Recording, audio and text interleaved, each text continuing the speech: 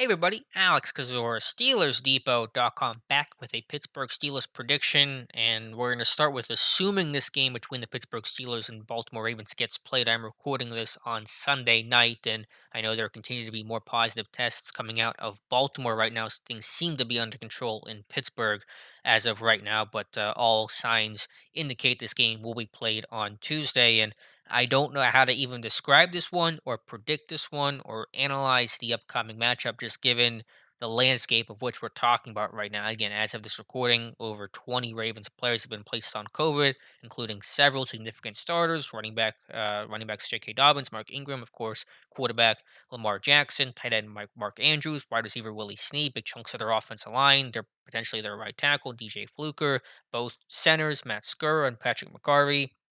Potentially several defensive linemen will not play. Calais Campbell, Brandon Williams, although I believe there's a chance Williams could come back.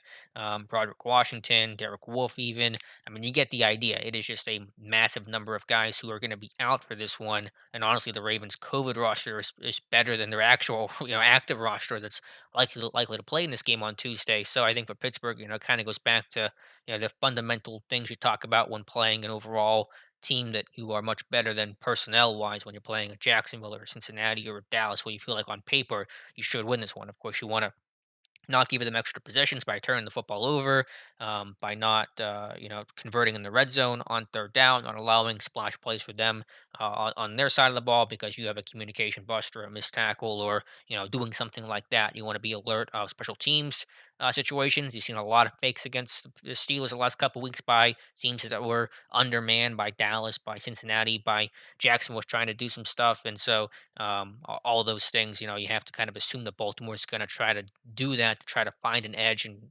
gain some sort of competitive advantage back in this one, given how many key players for them are going to be out. So those are the focal points there. Their offense, obviously, and their overall team will be structured the same. Offensively, they're going to run the ball significantly. They'll have a mobile quarterback in RG3.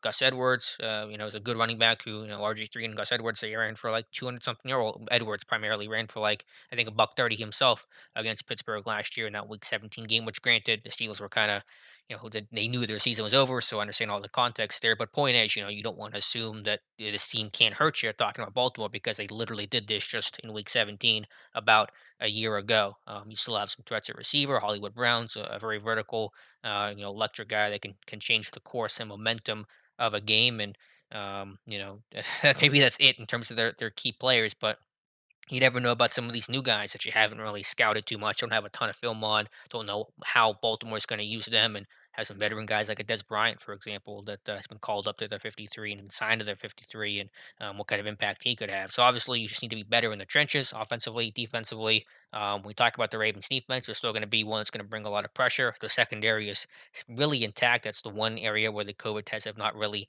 impacted them. They have some great corners, and Humphrey and Marcus Peters, Marlon Humphrey, Marcus Peters. Those guys have, I think, three of their four interceptions. They got seven of their 10 forced fumbles in terms of fumbles that got recovered this year. So they have an aggressive ball hawking defense, and the COVID situation really isn't going to change that all too much. So still have to watch out for those guys because they know the secondary is going to have to make plays, take the football away. They're going to have that aggressive blitzing mindset.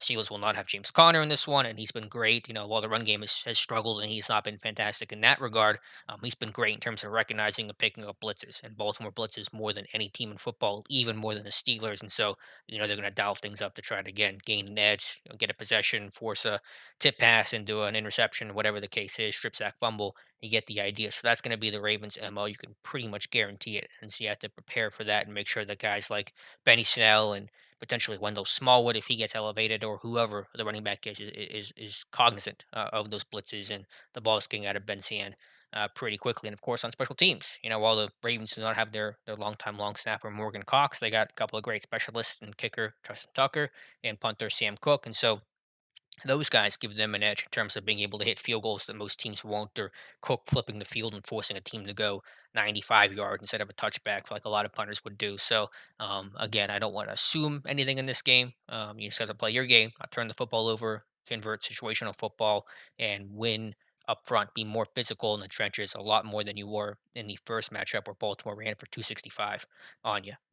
So overall, before the whole COVID stuff happened, my prediction was Pittsburgh winning this one 23-20. You guys heard that on the Terrible podcast. If you listen, I'll change that a little bit now, just given the how decimated the Ravens roster is. Again, that defense is still relatively intact, especially the back seven, the linebackers, at least the inside linebackers, and the secondary. So I will revise my prediction and say Pittsburgh will win this one 27 to, we'll call it 13, 27-13. Again, no guarantees. Pittsburgh again should win this one, just given the state of the Ravens roster right now. But this is such a wild and wacky week, and again, this assumes the games even gets played in the first place, and that's not a guarantee right now. So a weird one for sure. It'll be a short week versus Washington again if the game is played Tuesday, which is where things seem to be trending right now. But let me know your thoughts on whatever you want to call this past week and what the Steelers have to do to beat the Ravens and stay undefeated. So that's all for today's video. Thank you guys so much for watching. Again, let me know your thoughts in the comments below, and we'll talk to you soon.